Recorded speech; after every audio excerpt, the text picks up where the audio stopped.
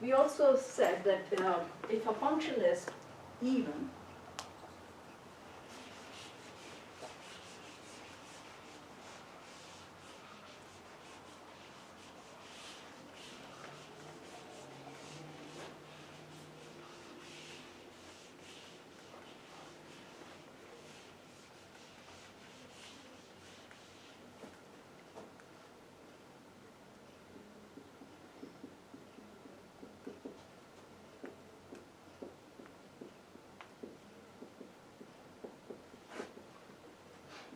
what it means is if I change the argument to negative x, it is f of x. For an odd function,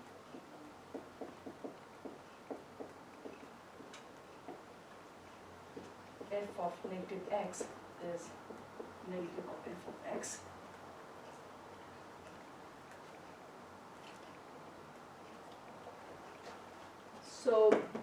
So for an even function, this means I don't have to calculate the Fourier coefficient Bn. Bn must be 0 because if I had that,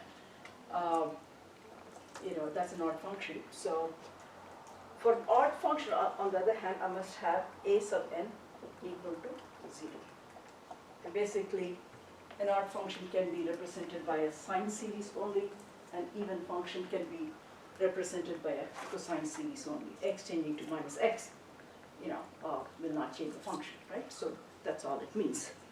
But it has a deeper meaning. That's what I want to get to.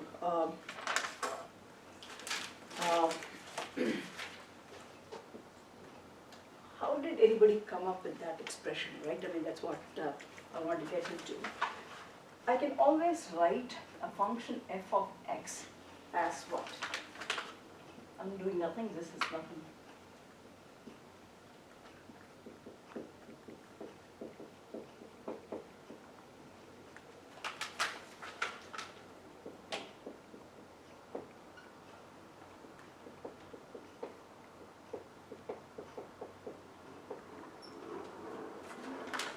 You can do this, right?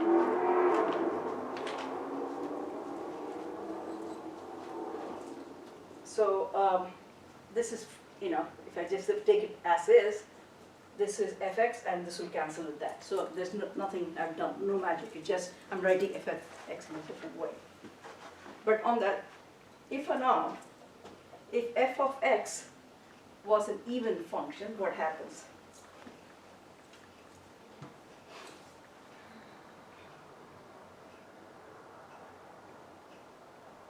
The second term remains. Second term there vanishes. Okay, so this in some sense represents the even part of the function for a function, right? So this term is always even. Now, if f of x is odd function, then the first one disappears. So something like this represents an odd function. This combination represents an odd function. So any function f of x can always be written as a sum of an even function and an odd function. Okay, that's an important thing. If you understand that, then you understand why Fourier series. Why should any function can be written like this, cosine and sine? Then you understand. Oh yeah, okay. Cosine we know is as such is an even function, and this is an odd function. So you can understand how could anybody pull this in a function? Why did they write it? But if you can start from something like this, yes, you can write that expression. And these are the properties of an even odd function. So the statement is, any function can always be written as sum of an even function and odd function. Okay, so that is that is in some sense also basis of Fourier series. Okay, and you will see this in quantum mechanics all the time, using a function into odd parity, even parity, whatever it is, again a function, right? And all that stuff will happen. Okay, so just remember this part, okay, which is an important part, even and odd function. Okay, so all right.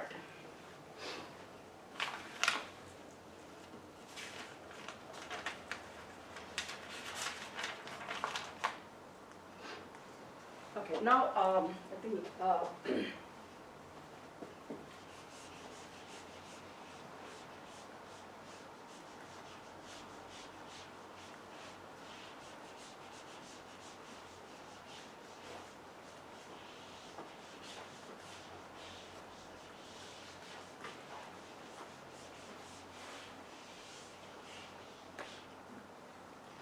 So these coefficients are called as Fourier coefficients, ANs and BNs, and they are real in this case.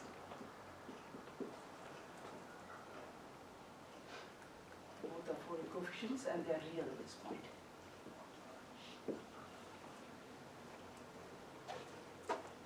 Alright, so if you want to calculate, let's say, Bn, how will you calculate it? L here is the periodicity of the function. I forgot to mention. L is periodicity of the function.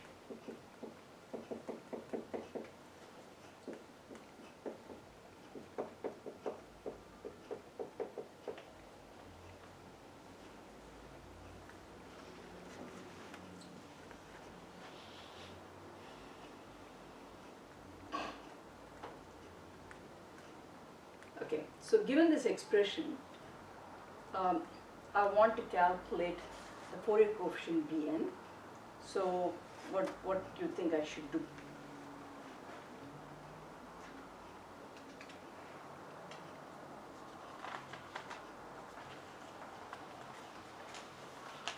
Just guess. You want to set a boundary condition where AN equals 0, find BN? Maybe, that is very specific, right?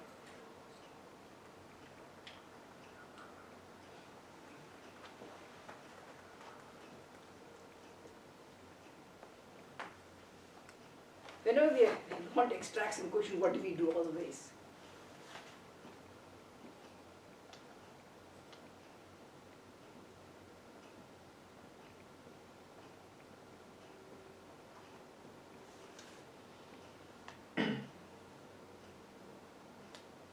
You can multiply the equation by another function and then integrate. And what is that function? What function should I multiply by? That's what is important. We always, whether it is special function or something, it's the same kind of idea that we use. For Bn, sin nx. Sine of 2 pi mx, yeah. Because sine and cosine are also orthogonal functions, okay, that's why. I mean, it is the same thing, you're always exploiting this.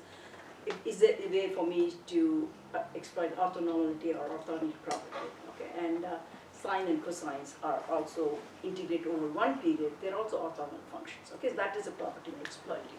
Whether it was special function Jn or Pn or Jn, we're always trying to do that, okay. So basically, we will try to exploit the property that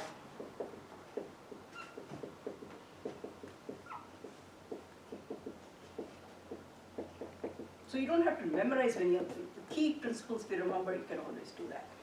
Okay, so this is like sine A sine B, which is what, like 2 sine A sine B is cosine of A minus B minus cosine of A plus B over 2, right? I mean, so we have this is sine A sine B, so you know what it is. The only time it contributes is A, the arguments are the same, right? I mean, so in this case, so this is nothing but L over 2 times delta Kronecker delta function n comma m. Is this clear? How we are doing? Because this is the same thing, always we have been doing that. Like 2 sine A sine B is what? Cosine of A minus B, which is cosine A cosine B plus sine A sine B, cosine of A plus B, right? That will be 2. Since we need sine, so you have to divide by 2. So this is nothing but, it will contribute, other integrals will always be 0. So this will become, this integral is nothing but 0 to L of cosine of A minus B. Let me put a half here.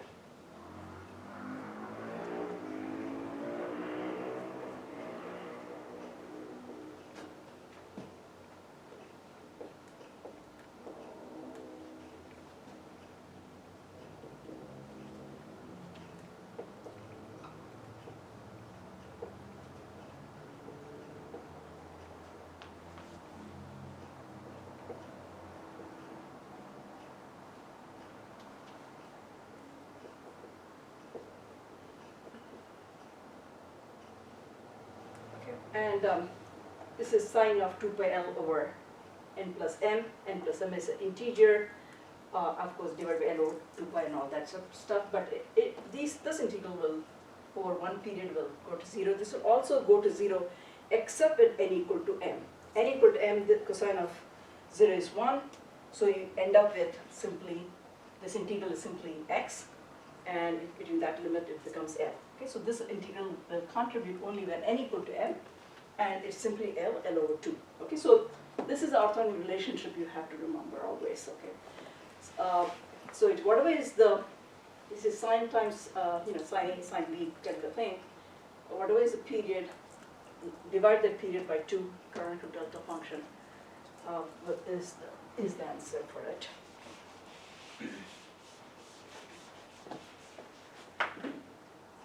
What about this function?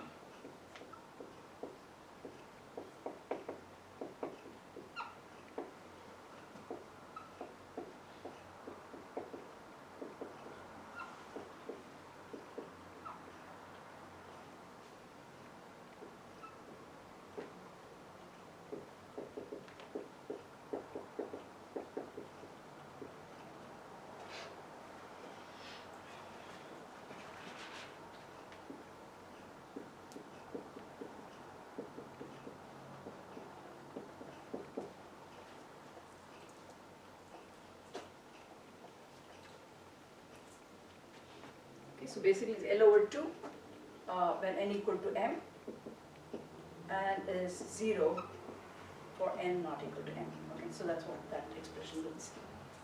What about this?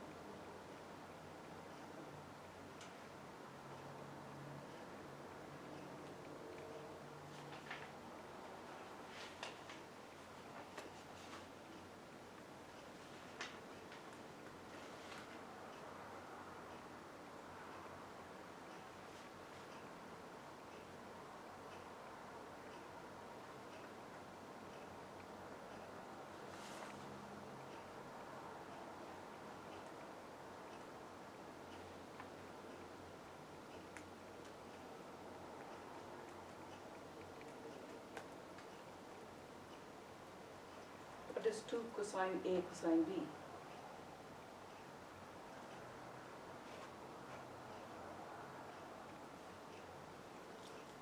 Cosine A minus B plus cosine A plus B. Yeah, so similar result, except there's one difference. That's what I want you to understand. So do you get 2L instead of L over 2? So we will have, okay, n not equal to m, yes. N not equal to m, it is 0, okay? So here, there are two cases I have to distinguish.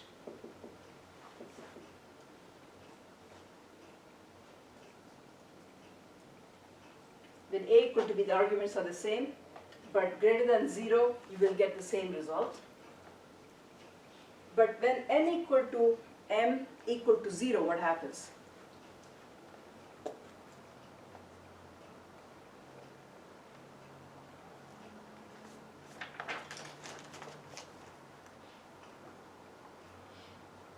What is that integral when n equal to m So, L? Okay, so there is a difference here. So, okay, so we have this, and this integral is 0. Okay, so these are the orthogonal property of sine cosine function that you should always remember. They're easy to derive, and so once you know that, it's fairly easy to get these Fourier coefficients. So in order to get b sub n, of course, I'm going to multiply by f of x sine of, that is n, that's the index is infinity, so I'm going to put on the index mx over L dx, integrate over one period. This, when we say one period, minus L over 2 to plus L over 2, you can start from any point, and as long as you go one period, that's fine. So that's all it means.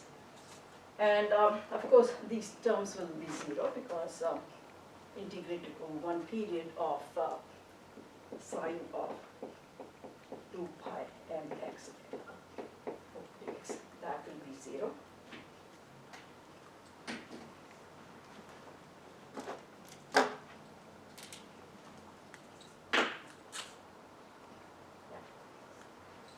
Okay, similarly the other term will be 0 plus a sub n.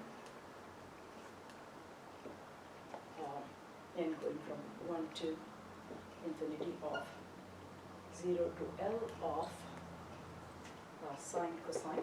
Okay, so they are orthogonal, so I don't have to worry about it. The cosine of 2 pi mx over L dx.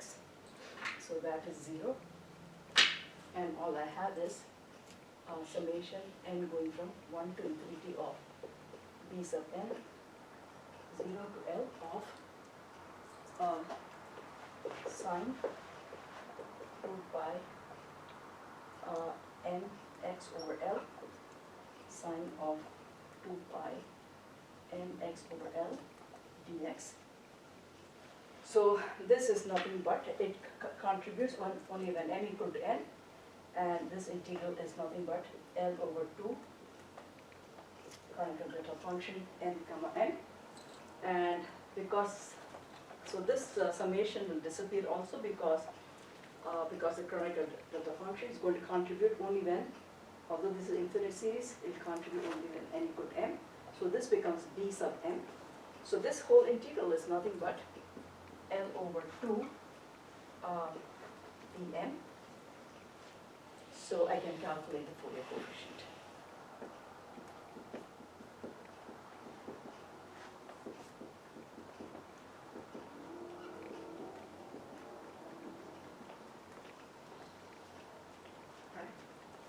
So the Fourier coefficient Bn then is then, I just have to change n to m, that's it.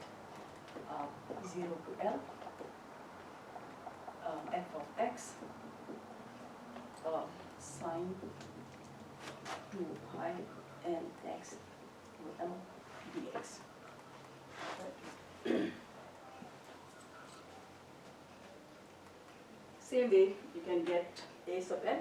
Now this time we are going to multiply by cosine of 2 pi mx L. So when you do that,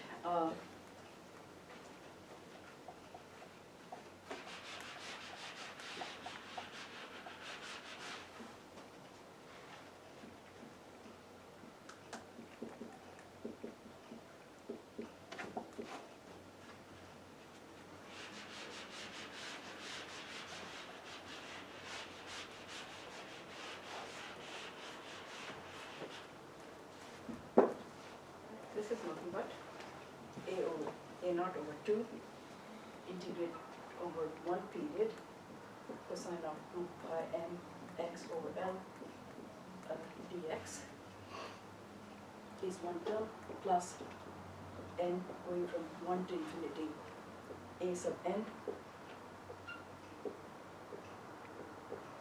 cosine of 2 pi mx over L cosine of 2 pi nx over L dx, and the last term is that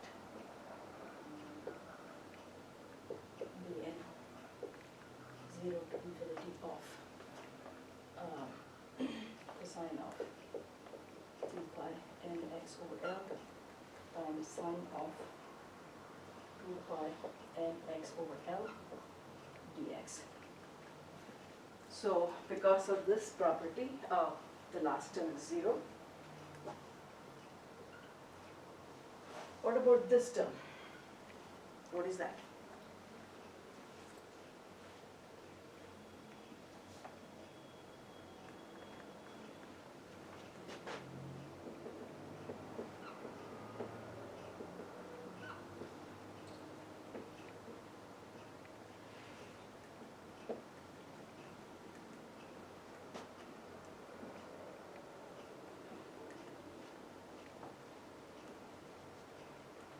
What's happening to that term?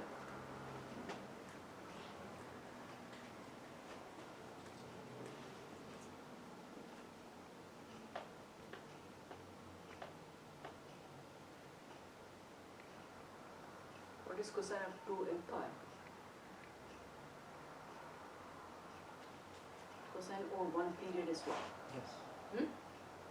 So anyway, Small. it is going to, and the minus, it cancels, upper limit and lower limit, the contribution is same. Because of that, it cancels in this case, okay? So the contribution from this term is also 0, okay? So all you have is,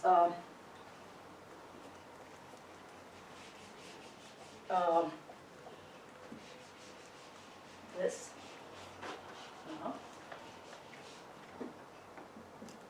right? And this is nothing but L over 2 times that, okay, this term is that. So that is nothing but L over 2 AN. Okay, the summation also drops because of that. So all you have is now A sub m is 2 over L, 0 to L, f of x cosine of 2 pi n x over L dx. Okay, so we know this, we know this. And what is A0 now?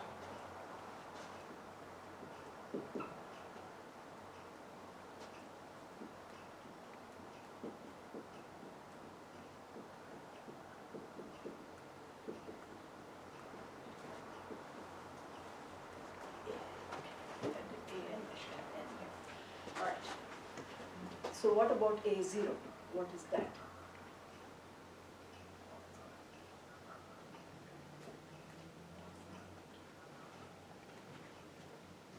Why did you drop the 2 over L when you convert to AN? Hmm? Because for AN you have 2 over L. Oh, we have everywhere 2 over L. I didn't know. It should also be, no, sorry, here. Oh. I just, yeah, copying them. Yeah, everywhere you have this coefficient, right? Yeah, yeah. You have this 2 over L, sorry.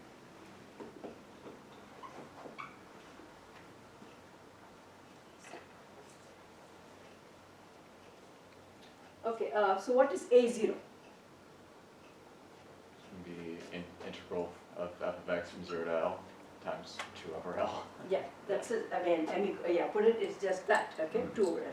So this is nothing but 2 over L of 0 to L f of x dx. Alright?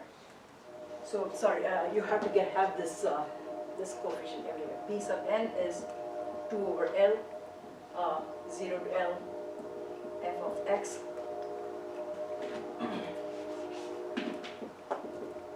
sine 2 pi n x L dx. Right? So, so all you have to, you know, in a given problem, try to see if you can identify as an even or odd function. If you can, then you don't have to calculate both a n and b, and you have to calculate only one of the coefficients. Okay, so that's the first step.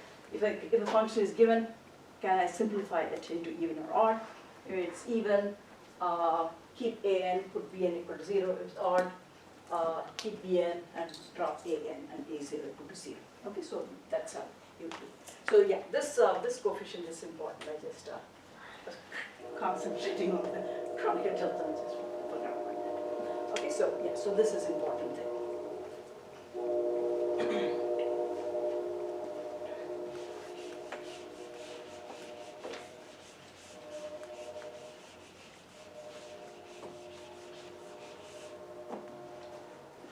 Let's put down here because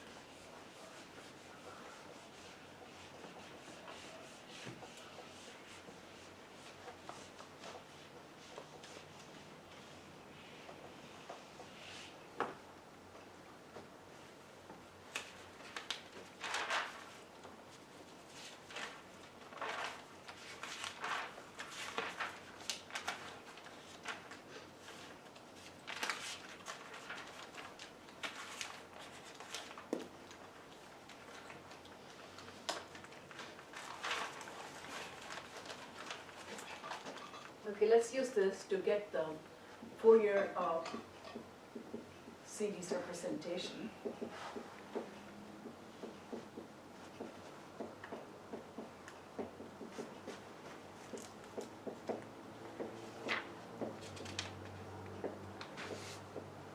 Okay, I forgot to, Fourier series is very important in electrical circuits. I mean, you use that quite a bit. And also, vibration of a string or something in physical problem, you will always use Fourier series representation. Okay, so these are something that you come across quite often in physical and engineering applications. Okay, let us consider, okay, this is a function that I'm given. F of t is -1 for minus t over 2 less than t less than 0. Basically, I want to less than or equal to 0 minus epsilon if you want to. I mean, if you want that sign. Plus 1 for 0 less than or equal to t less than or equal to t over 2. Okay, so 0 plus epsilon, let us put it where epsilon is equal to 0. Okay. If you put 0, you have to put less than, okay, so because we have discontinuity in the function. So what we know is f of t is minus in some region minus t over 2 to 0 minus epsilon, and then it jumps to value 1. And so we can try to repeat that to get periodicity. Okay. So the important thing is there's a jump here. So this is -1. So that is the function that we are trying, for which we want to get the Fourier series representation. Okay. Can we say something about the function as even or odd?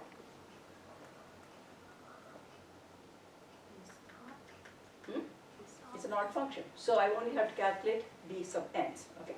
So I have to use only this formula now because these things will not be contributing. All I have to calculate is, for my problem, f of t for the square wave is summation bn. All you have to identify is the period and whether it's even or odd. Now what is the period of this function? I have to change L to the correct period for the given problem. What should I put here? T, capital T, because based on the way it is given, it is T in this case. So that's the period, okay. Fine. And so we need Fourier representation, so I have to calculate Bn and then see what happens. Okay. So what is Bn here? So the period for this problem is this, and this really continues like that, right? I mean, it's periodic means it is going like that. All right. So what is Bn?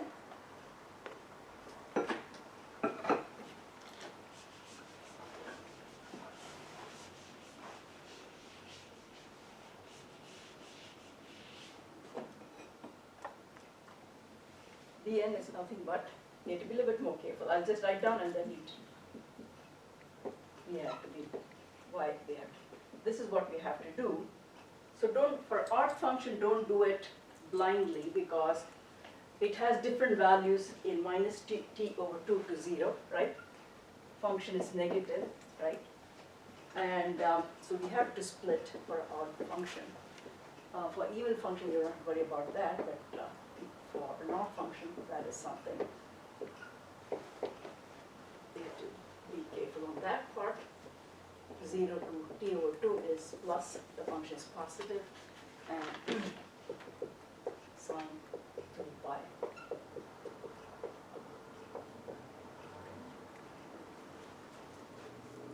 All right, I'm just going to call 2 pi n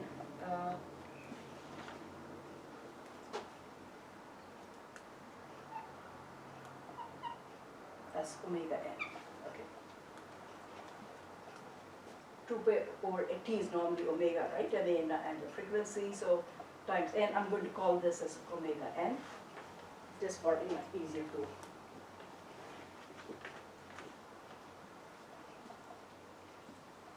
All right, so what do we do? What is the first integral?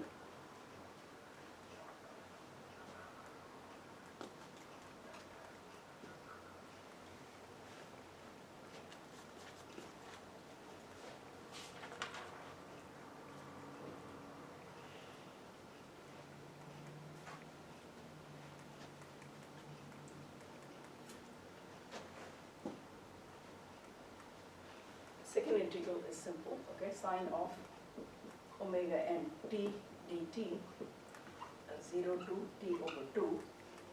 Cosine theta is differential cosine minus sin theta, so it is negative, right? Cosine of omega n t divided by omega n, I have to have, right? 0 to t over 2. That is my second integral. For the first integral, it is like this. So can I change the variable of it and see what happens? Because this like minus t, right? I mean, so can I, I'm going to use a new variable t prime is negative t. Okay, so dt prime then is negative dt. So what I have is, so what happens to the limits then? When t prime is negative 2, t prime is plus t over 2. So what happens to this integral? That's what you have to be careful. Only in the odd functions you have to be a little bit careful.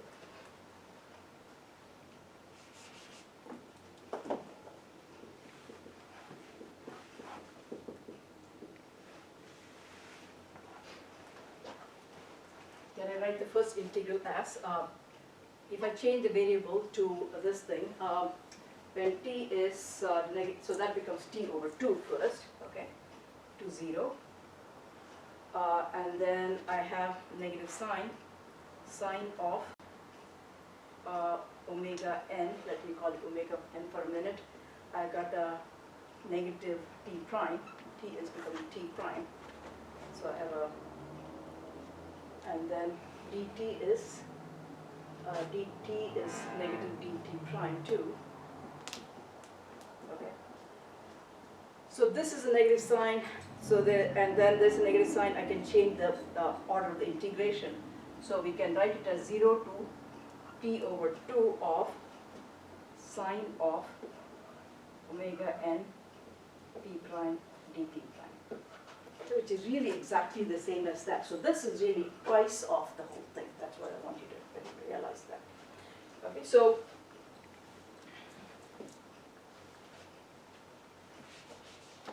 the integration that I have to do is really 4 over t of, because that has double basically, is 0 to t over 2 of sine of omega n t dt, which I've already written as that.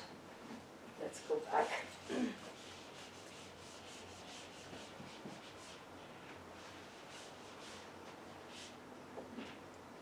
All right, so my Fourier, I'm getting still b n, right?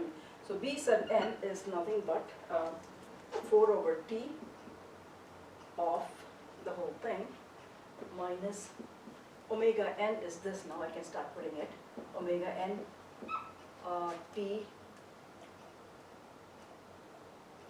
no, there's no t here, just 2 pi n over t, okay, so 2 pi n over, this is omega n, okay, t is a variable. So this is omega n, so that is 2 pi n over t, okay, so fine. And then what happens to this? Cosine of 2 pi n over t times t, evaluate between 0 and t over 2. What happens to this expression? For the numerator, t over 2, this becomes cosine of n pi, right? For the denominator, for the lower limit, it becomes minus 1. T and t will cancel. I have minus 2 over n pi of all these things, cosine of n pi minus 1 is Bn. And this is nothing but cosine of n pi is what? Minus 1 to the power of n, right? So this is negative 2 over n pi of minus 1 to the power of n, negative 1. So what does it tell me? This contributes only when n is odd, right? Okay, so this is nothing but negative, negative, okay, it will be 4 over n pi. Is this fine? For n equal to odd, otherwise it is 0.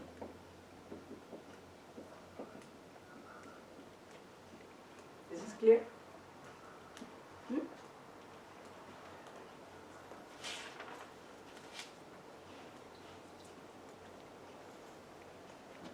All right, so we have to go back here, so it doesn't, not all n's contribute, only n equal to odd is contributing.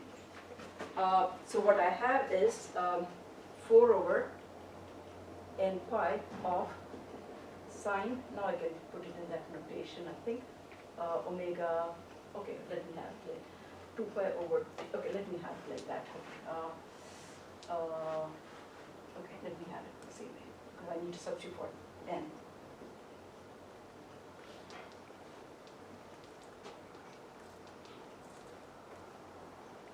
So this is the functional form. And if I call 2 pi over t as omega now, what happens is 2 pi over t as omega, supposing I call that, then the functional form, it has got only odd harmonics. So basically I have the first term n equal to 1 is 4 over pi sine of omega t, right? Then n equal to, next one will be 3, 4 over 3 pi sine 3 omega t plus 4 over 5 pi sine 5 omega t, and so on and so forth. So that, so only if your electric signal was a square wave, when you do the Fourier series, only the odd ones survive, odd frequencies survive. Okay, so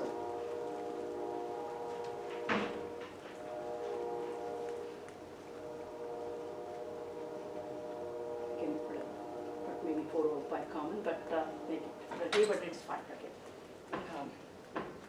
So f of t is 4 over pi of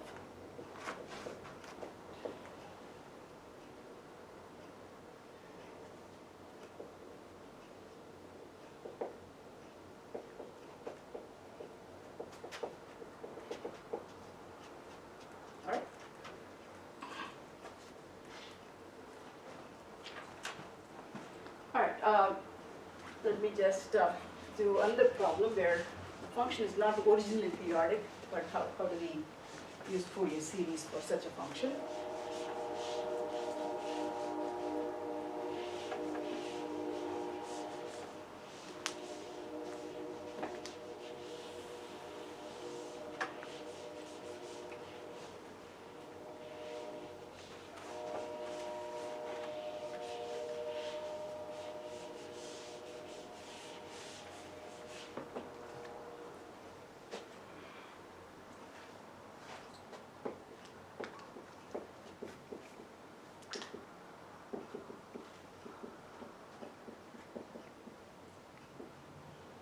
Supposing a function which is not periodic, then how do I give a Fourier series representation? Suppose I have a triangular wave and it's given in some domain 0 to L.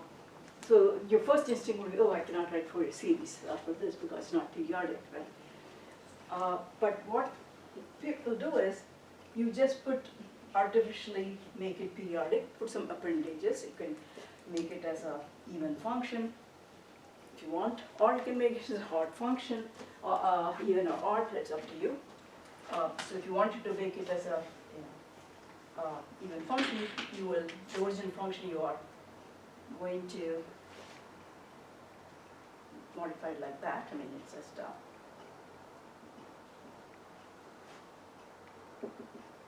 So the origin function, if it's truly periodic, you have an infinite Fourier series, and function converges in the infinite domain. When you have a function which is given like this, and you have made it into periodic, and you're applying the the Fourier series to this function, modified function with the appended forms, functional form, the whatever Fourier series you give will at least will be convergent in this domain 0 to L. So this was true, it is convergent in infinite domain. Okay, this is will faithfully represent the function in the domain 0 to L. So you can give a Fourier series from the ghost function that you've created. You can get a functional form in terms of sine and cosine in a limited range also. Okay, so we'll do an example of this and how to do it.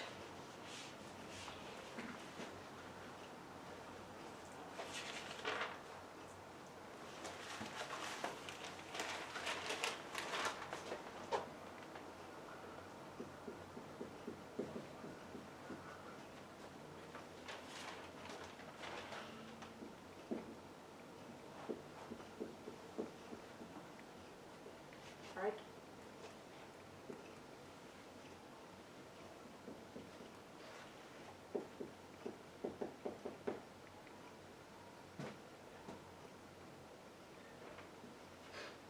So we know when x equal to 2, the function is 4, right? Whatever it is 4 here.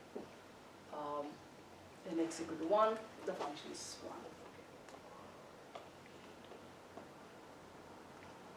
So that's the function you are given. Okay, when you look at it, you may say, okay, it's not periodic, how am I going to give a Fourier series representation of that, right?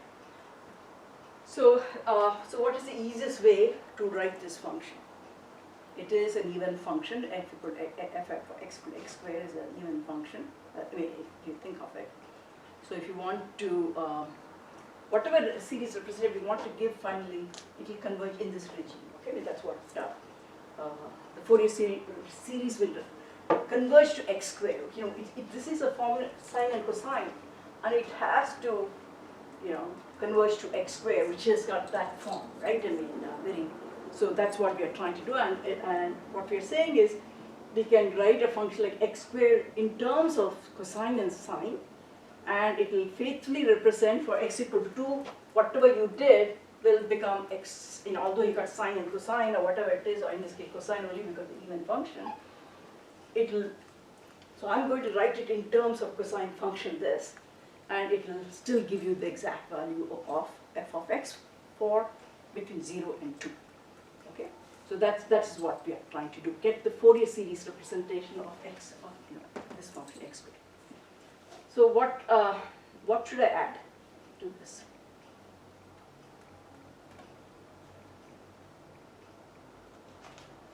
How should I modify that function?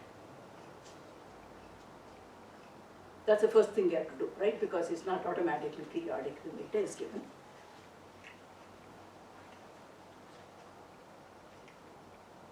You have the range from -2 to 0. Minus, yeah, and it has to be like this, right? I mean, right? So it just continues like this. The function will continue like that. Okay, so that is the way you modified it.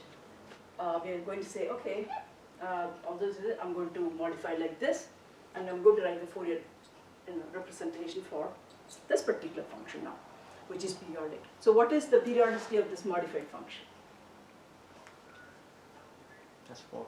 4. L equal to 4. So the first thing is we have to always get the periodicity. And since it's an even function, I have to calculate now a's, not b's, right? Both a naught. It's an even function, I need to calculate both a naught and a n. Okay, so we have to calculate both of them. So what is a sub n?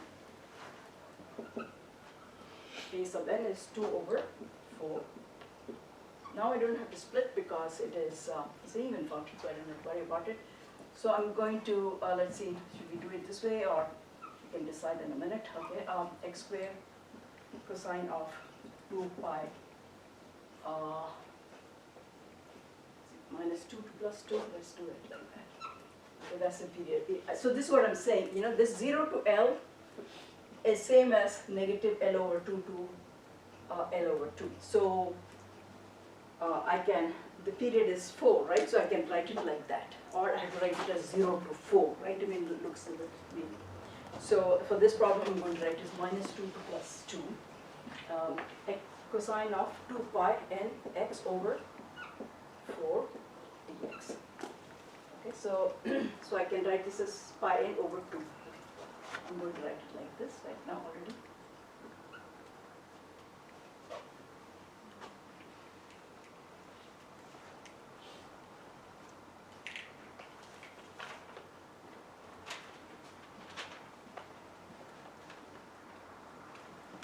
So what else can I simplify now? Can I simplify this function like again? This is an even function. Okay. Can I write it twice of the whole thing? I mean, so I'm going to write this as 2 times of 0 to 2 because it's an even function. I can write it like that.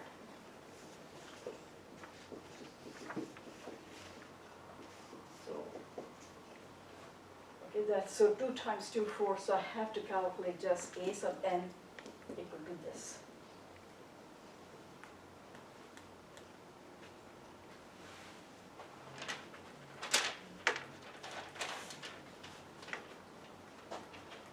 All right, let's so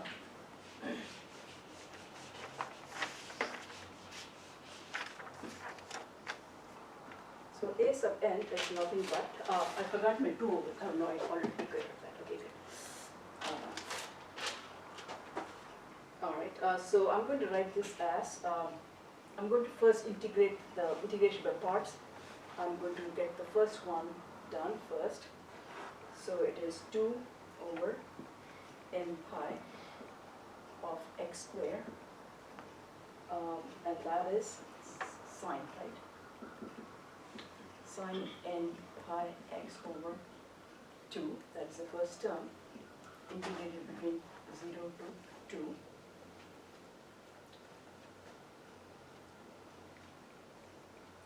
Minus 2 over n pi of 0 to 2, 2x sine of n pi x over 2 dx. Okay, so that's the second term. I integrated now this term. All right, now what is the first term here? For the lower limit, it will not contribute because of x, right? What about the upper limit? Does it contributing or not? What happens to sine of, it becomes sine of n pi, right? So it does not contribute. So the first term is not contributing at all, so I have to worry only about the second term. Okay, so a sub n is now that, so which is nothing but minus 4 over n pi 0 to 2 x sine n pi x over 2 times dx. And what is that?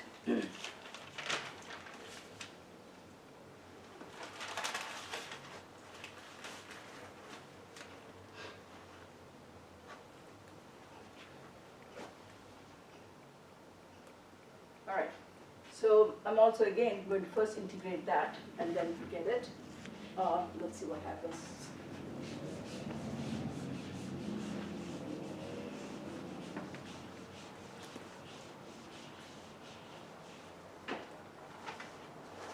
So a sub n is nothing but negative 4 over n pi.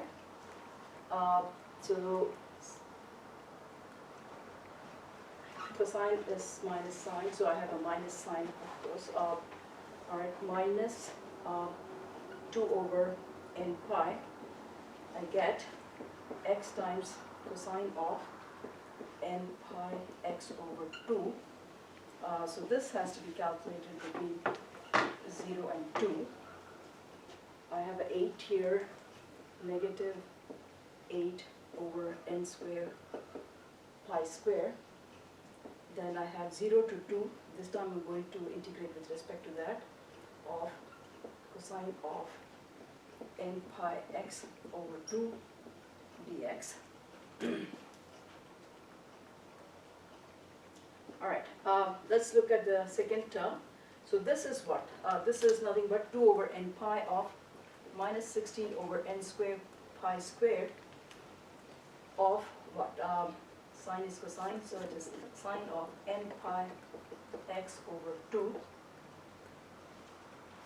okay, integrated between 0 to 2. Lower limit is 0, upper limit is also 0. So there's no contribution from this term. Is it correct? Yeah, so there's no contribution from this term at all. So we have to only focus on this term, it looks like.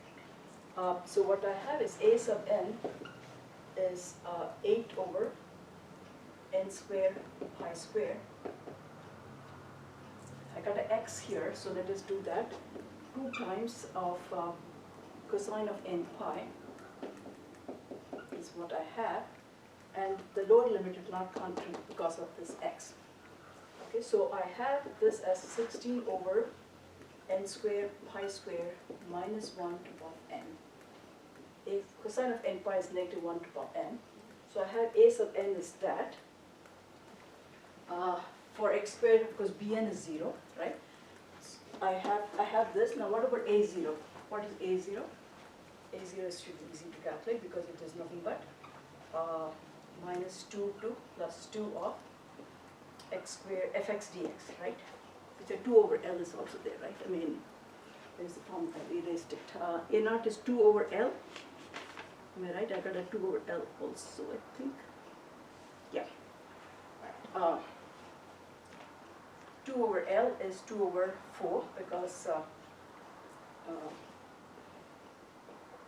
it's 1 over half, and this is an even function, so again I can write this twice of 0 to 2 x square dx. So a0 is nothing but x cubed over 3, evaluated between 0 and 2. So that is 2 cubed is 8. Okay, so a0 is 8 over 3. All right, so x squared, the original function we can now write down as follows.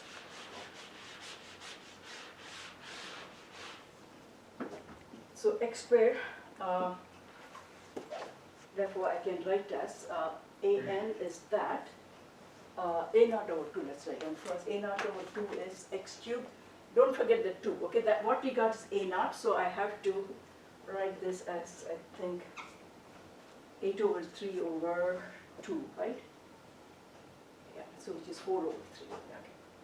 So this is 4 over 3 plus summation of that guy, which is 16 over pi squared plus limited on n, so I can pull that out.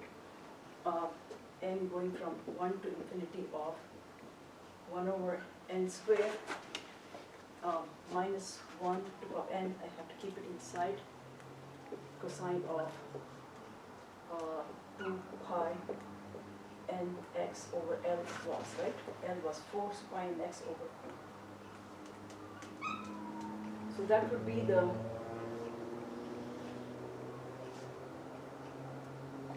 be the Fourier series representation of Fourier cosine representation, right? I mean, because it is only cosine.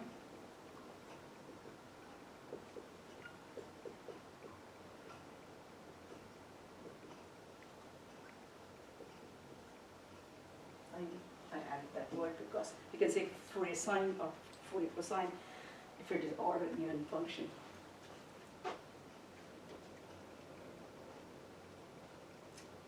Okay. All right. So all I want to say is that we can use Fourier series representation for even or odd function, and these are useful mostly in PDEs, especially when you're doing Cartesian coordinates, when you have to evaluate the last coefficient, you may have to do some of these things, okay? Now, I want to extend this, right? What we have done is, f of x is a combination of sine and cosine, okay, where an and bn are real coefficients. Now, how can I give a Fourier series representation of this if you have to predict, okay? Can I give a Fourier series representation, complex Fourier series representation? So from here, we're going to jump to something else, which is what will form the basis of Fourier transforms. Okay, so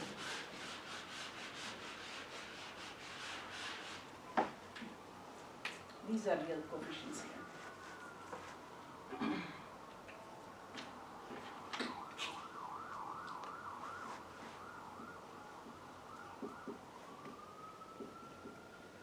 Okay, so if I have to give a complex Fourier series representation,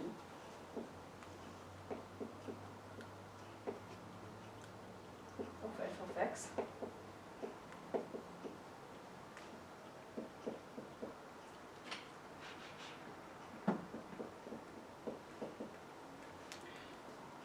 I want to have only one coefficient. How can you write sine and cosine in terms of a complex function?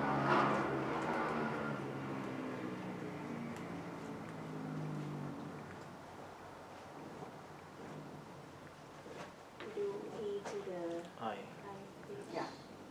So we can write it as exponential of I 2 pi nx over L. Okay, that is the first thing that you can. So what you're going to say, can I write it like this?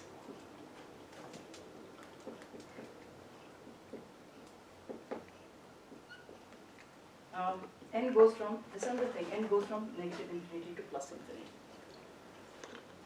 Okay.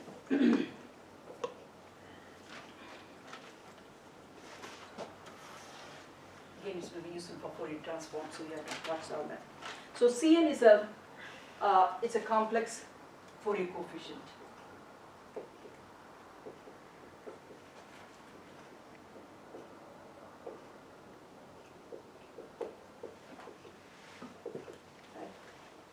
One can establish a connection between Cn and the real coefficient, because all you have to do is, this is an infinite series as we had in Bessel function, right? I mean, we have infinite series. And I have cosine plus sine, I sine something. And I can compare the cosine term of this, they have to be identical, so you have to compare, right? When you do that, you can get a relationship between Cn and Bn's. Okay, so you will get it. I have checked it, you can, so it's interesting. So just break the whole series to minus infinity to 0 and 0 to infinity, and then you can sort of easily see the connections. So the complex Fourier coefficient can be given in terms of real Fourier coefficients like this. If you want, I can give the proof later, but I think it's not that important for what we want to do.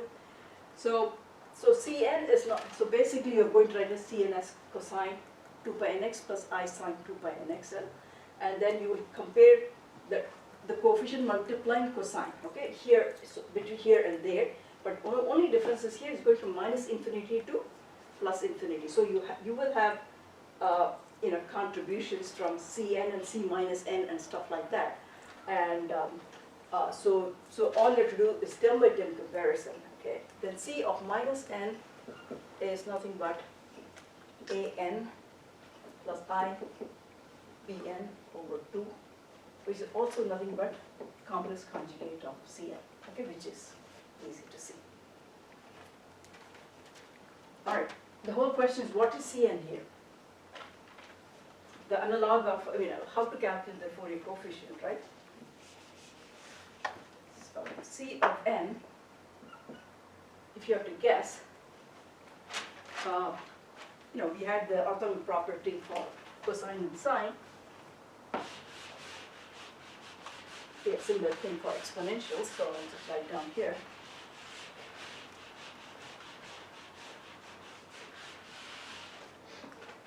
So what we have is integrated over one period of exponential of negative 2 pi I n x over L exponential of plus 2 pi I n x over L dx. This is equal to L for n equal to m and is equal to 0 for n not equal to m. Okay, so that is what we have to do. So you just multiply by exponential negative here and then integrate 0 to L, and that will give you your coefficient. So it's very simple expression. So C of n, the Fourier coefficient here, is then given as 1 over L of integrated over one period of f of x exponential of negative I n. Okay, it's a Cn number, right? You multiply Cm, then it becomes, it doesn't matter, you have to make sure this one and this one are identical. Okay? So it's very simple, right? I mean, you don't have to calculate two coefficients. You have to calculate only one coefficient when you give a Fourier, complex Fourier series representation. So this is what we are going to use. What if a function is not periodic? So this is for, the definition of Fourier transform. I'm going to. So I want you to take this as homework or something, just check. Okay, all you have to do is make it as cosine and sine, and then split this n equal to minus infinity as two terms. N equal to all the negative terms and positive terms, so that's why you'll get the C minus n. Okay, I mean now, so you have to separate it out, and the C0 will be perhaps will correspond to the A0 term kind of a thing. Now, so if this is the Fourier series representation of function of a periodicity L, okay, that's what it is. How can I? So Fourier transform is a representation for a function which has no periodicity. So what should I do to this expression to get now a new representation of a function? Okay, I mean that's how we are going to introduce Fourier transform. But just guess, I mean, what should I do? A function has no periodicity. So if I have to go from here, what will I do to this expression? So this is the importance of complex Fourier series representation. Okay, that's why I want to bring this.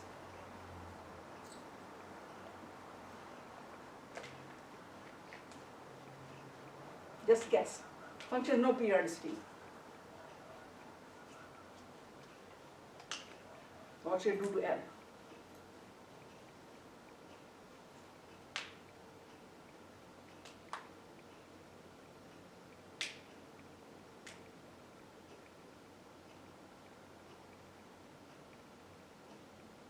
You can make it a 0. Careful. That's what I want you to do. Is 0? Infinite. Infinite. It has no period. So yeah. So you have to make it infinite. So you have to calculate this carefully. In the limit L equal to infinity, summation will go to, it's integration, all that, all these things. So, but you have to just remember that that's the most important thing. Why we write it in most economic, and you never write it in that form, right? I mean, you always be now Fourier series representing. You always write in the complex notation only, and then you go to Fourier transform or whatever it is, and so we'll make L tending to infinity. We'll start from this expression next time, and I'll derive for you how to get a Fourier series representation of a function. Okay, we'll just make go L to infinity and how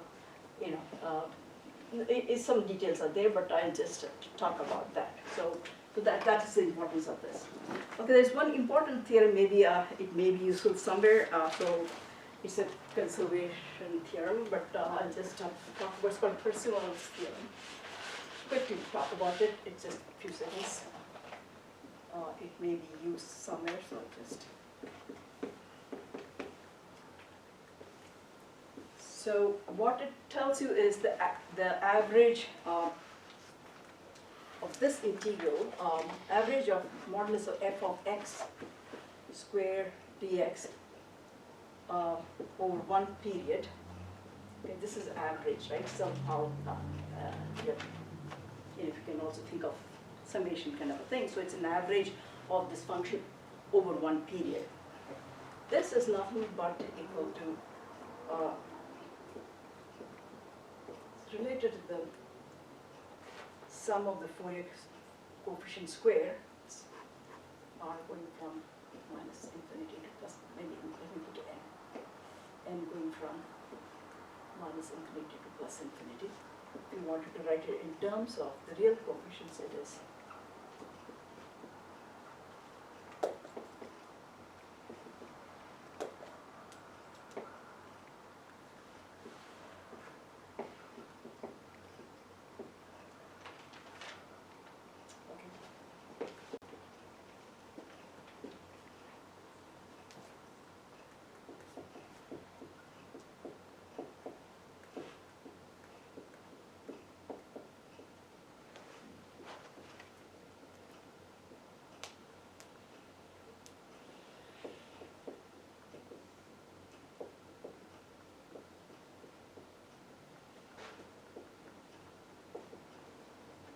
is given by the Fourier coefficients. I think it is related also to the fact whether Fourier series, Fourier transform will converge and stuff like that, okay, for a given function.